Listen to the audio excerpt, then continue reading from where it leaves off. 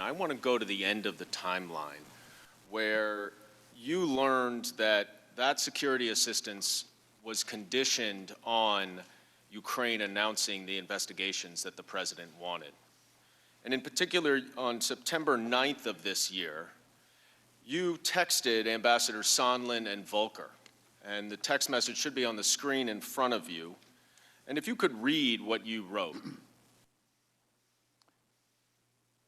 As I said on the phone, I think it's crazy to withhold security assistance for help with a political campaign. What did you mean when you said you thought it was crazy? Ms. Goldman, I meant that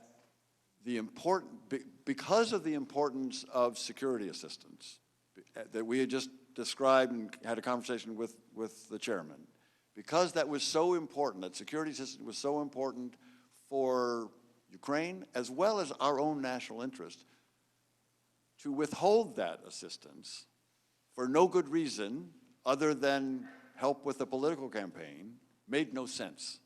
It was counterproductive to all of what we had been trying to do. It was illogical. It could not be explained. It was crazy. When you say all of what we were trying to do, what do you mean by we? I mean that the United States was trying to support Ukraine as a frontline state against Russian attack. And again, the whole notion of a rules-based order was being threatened by the Russians in Ukraine.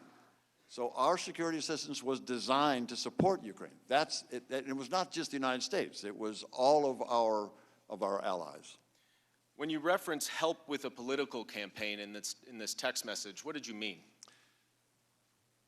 I meant that the investigation of Burisma and the Bidens was clearly identified by Mr. Giuliani in public for months as a way to get information on the two Bidens.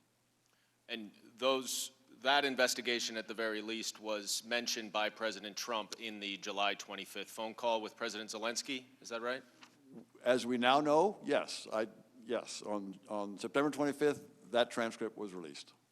Ambassador Taylor, in your decades of military service and diplomatic service representing the United States around the world, have you ever seen another example of foreign aid conditioned on the personal or political interests of the President of the United States?